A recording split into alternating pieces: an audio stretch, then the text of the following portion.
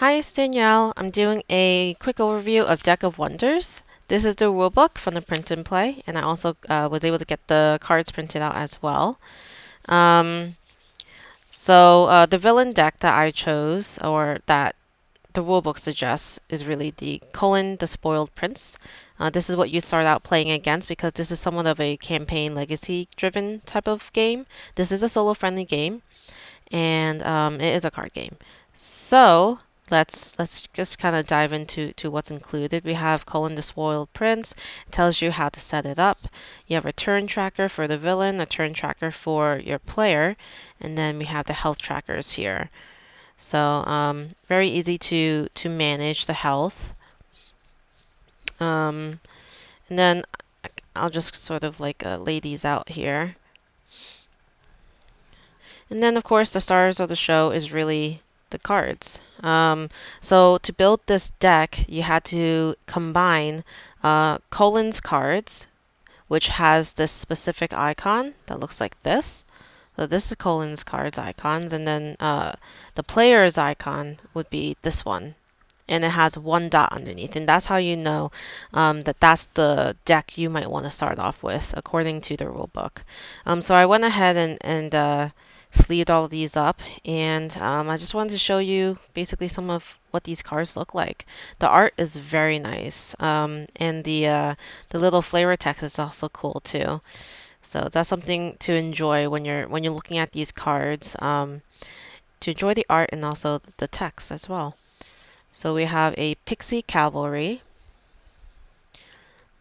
a Gust of Wind, Guerrilla Warfare, Earth Shield, Gnomish Servant, Treant Shepherd, Hungry Wolf, Baited Trap, Treant Shepherd again, Poison Toad,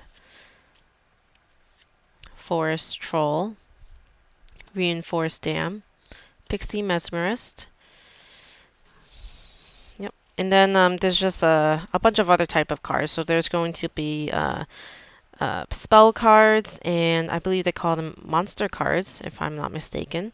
But basically, you'll be going against somewhat of an AI, but it's really Colin, and trying to defeat them before they defeat you. And obviously, there is a health tracker, and for this specific villain, you would each start at 20 life. But then the interesting part is once you reshuffle, Colin will gain 2 strength, and for the rest of the game, he deals 2 damage to any minion that actually attacks him, and then 2 damage to the player at the end of the villain turn. So that's a bit of a ticking time bomb for game end if you end up not being able to defeat Colin before reshuffling.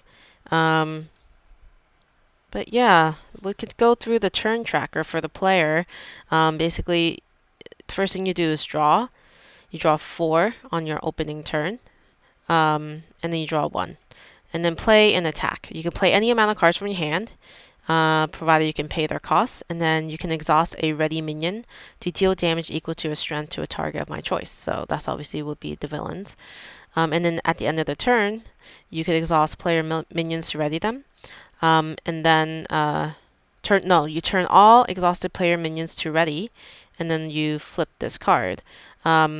Any damage a minion has taken does not persist between turns. You flip this card, meaning you go to the villain turn side. So the villain turn does something similar, although they start with 3 on the opening turn. They draw 1, and then you would order your minions from left to right in priority order. And if there's any ties in the numbers of the priorities, so the priorities have to do with the number in the green. So these two are 4s, so you would decide which one goes on the left and which one goes on the right. The highest would go on the left. And then order villain minions from left to right in the order you want them to attack.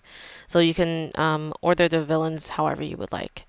And then the attack phase, where any ready villain villain minions attack one at a time in order from left to right. So that's the order I would have chosen. And if their collective stacks will destroy the highest priority or the leftmost player minion, they attack it until it's destroyed. So it basically just keeps attacking the leftmost priority minion until it's dead. Otherwise, they would attack the player directly. So that's only if the highest priority would be dead. Otherwise, they would attack me directly. So that right there kind of tells you the strategy and how you might want to order the villain cards according to how your cards are ordered by priority order. And then at the end of the turn, you can turn all exhausted villain minions to ready, and then you'll flip the card back to the player turn and continue playing until you have a winner. Well, there you go. This is a brief overview of what Deck of Wonders is, and I will have multiple videos of solo playthroughs for this game, and likely a how to play as well. Although there is a very good one already by the designer, Dennis. Is it Dennis? I think it is Dennis. I'll double check. It's right in the rulebook. Yeah, Dennis Furia.